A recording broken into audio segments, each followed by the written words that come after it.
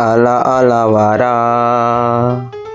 आला आला वारा, शेतकरी विचारी वाऱ्याला, शेतकरी विचारी वाऱ्याला, पाऊस का घेऊन आला नाही, पाऊस का घेऊन आला नाही, शेतकरी विचारे वाऱ्याला, वाऱ्याला, पाऊस का घेऊन आला नाही.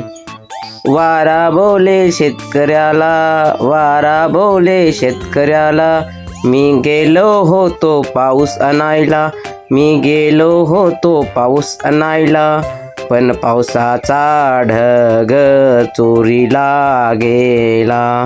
वारा बोले शेतकऱ्याला, वारा बोले शेतकऱ्याला, पावसाचा ढग चोरीला गेला.